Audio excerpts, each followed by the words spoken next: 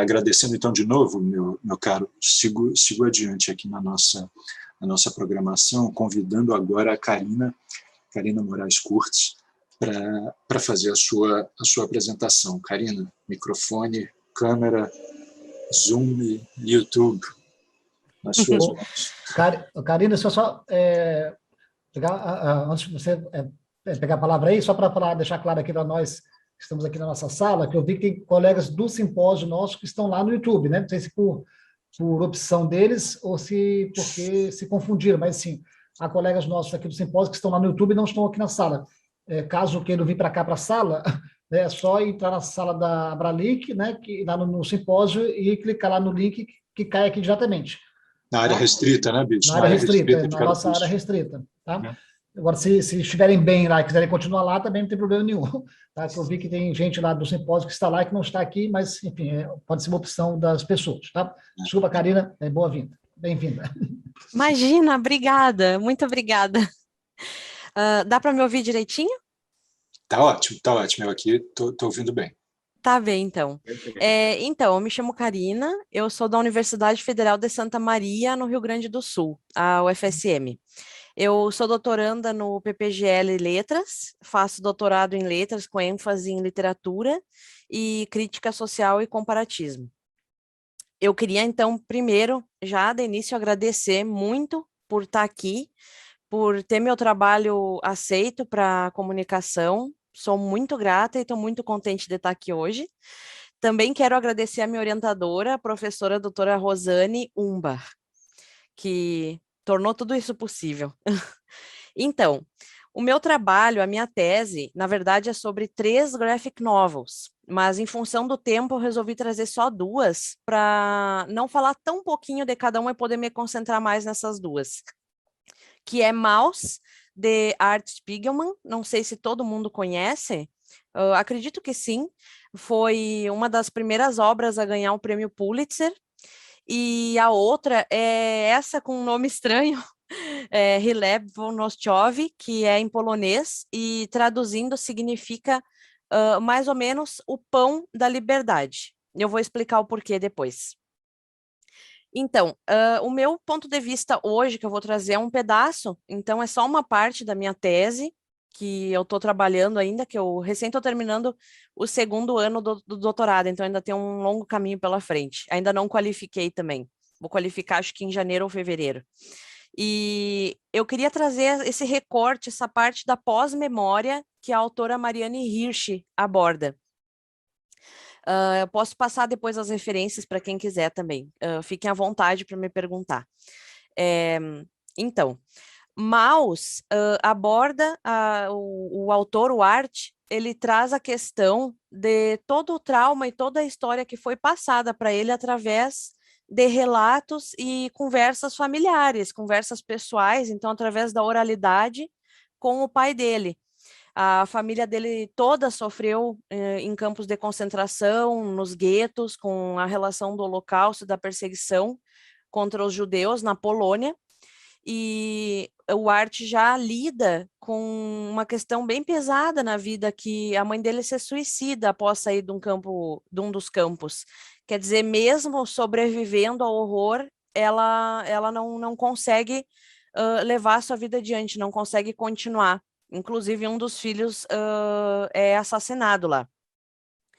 E tudo isso, todas essas memórias são passadas para o Art através da oralidade com o pai dele e com outros familiares. Já, por exemplo, no Pão da Liberdade, que é bem mais recente, né?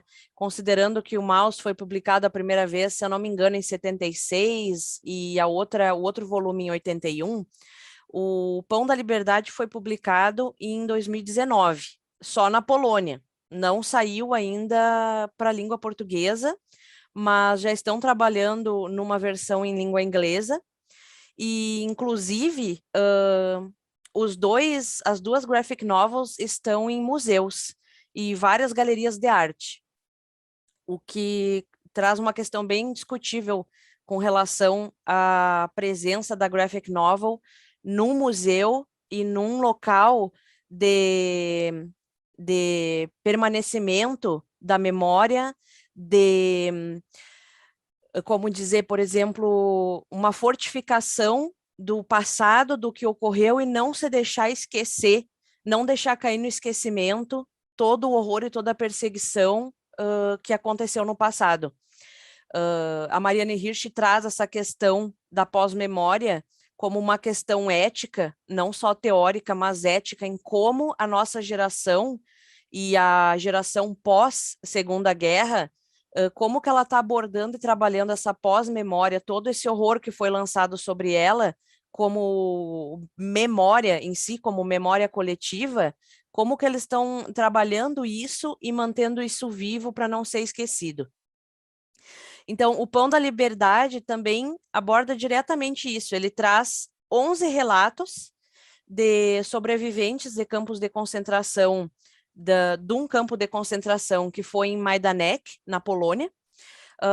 Eu acredito que desses 11, só 2 ou 3 sobreviventes estão vivos, estão já bem idosos, e uma delas, infelizmente, desapareceu. Ela deixou seu relato, mas há muito tempo ela fugiu da Polônia e infelizmente desapareceu, ninguém sabe o seu paradeiro mais. Essa questão do pão, do porquê o pão da liberdade, remete diretamente à questão da memória. No campo de concentração, em Majdanek, todos os sobreviventes relatam que era feito um pãozinho assim inteiriço, estilo colonial mesmo, para alimentação de centenas de prisioneiros.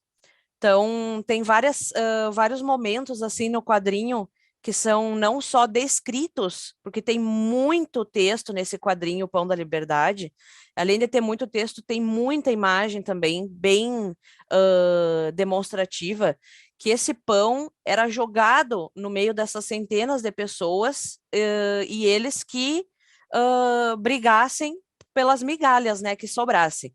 Só que esse pãozinho era de uma receita que os próprios prisioneiros faziam nas suas casas antes de serem presos e perseguidos, e comiam no café da tarde, no café da manhã com suas famílias. Então, embora fosse uma coisa horrível que eles estivessem vivendo, quando esse pãozinho era assado no campo de concentração, eles sentiam o cheiro e lembravam dos momentos felizes com a família. E isso dava uma ponta de esperança para eles. O que é bem interessante a questão aí também da memória e do passado associado com o aroma, né? Então, a memória emotiva, no caso, a memória emocional, sentimental. Por que que eu trago isso com relação à pós-memória? Porque a Marianne Hirsch fica muito preocupada, como eu disse, com essa questão do não esquecimento e da questão ética de como essas memórias, como o horror está sendo tratado e mantido. Isso é o principal, mantido e exposto. Aí entra a questão do museu também, extremamente importante, exposto para outras gerações, pessoas, inclusive, que desconhecem ou negam esses acontecimentos. E os fatos estão lá, para quem quiser negar, eles estão lá, né? E contra fatos não há argumentos. Então, o Museu da Polônia, por exemplo, foi um dos que patrocinou e auxiliou o autor, o Paweł Piśnik, a produzir essa HQ. A produção dela começou lá em 2013, então foram 6 anos para tirar, né, esse projeto da mente e colocar no papel. E o Museu da Polônia, esse museu se situa exatamente em Majdanek, onde era o campo de concentração. Tem vários pertences e objetos, roupas, outros acessórios assim das vítimas que foram encontrados no campo, junto com a HQ. E isso tudo é de um projeto educacional do próprio museu, em não se deixar esquecer o passado. Eu acredito que isso conversa diretamente com a HQ do Art Spiegelman, então do Maus, que o Art absorveu e, querendo ou não, toda essa memória foi jogada em cima dele, né? Todo esse trauma. E muitas vezes, como a Marianne Hirsch coloca, esse trauma vivido pelos pais, por irmãos que mesmo que ele não tenha conhecido, isso vai afetar mais a vida dele, muitas vezes, do que a própria memória dele que ele tem de certos acontecimentos. Ela coloca que ela mesma passou por isso quando a família dela trazia os horrores que eles passaram, e ela conta que ela esquecia das memórias dela, mas não esquecia do trauma vivido pelos pais. E foi aí que ela começou a se perguntar o porquê disso e o que constituía isso. Então, a pós-memória, como uma memória herdada e muitas vezes sem ser de propósito, mas, por exemplo, os pais não têm para quem contar, percebem muitas vezes que estão chegando na terceira idade já, estão ficando idosos e eventualmente vão falecer, e essas histórias vão morrer junto com eles. Então, eles resolvem contar. Eles geralmente não vão escrever essas histórias ou fazer o HQ, mas eles sabem que os filhos têm a capacidade para manter vivo o horror e tudo que aconteceu com eles, que não deveria acontecer com ninguém. Então, é um retorno do acontecimento vivido, do trauma, e essa geração acaba sendo uma geração responsável, totalmente responsável em questão teórica e ética, como ela mesma coloca, de não se deixar cair no esquecimento isso para que não se repita nunca mais. Até, inclusive, o livro dela, que aborda isso diretamente, aborda, inclusive, a HQ do Spiegelman, é a pós-memória. É o título mesmo, a geração da pós-memória, que são todas essas gerações que vieram após a Segunda Guerra. Então, esse é só um recorte da minha tese, e qualquer questão eu estou à disposição para responder. Muito obrigada, de novo.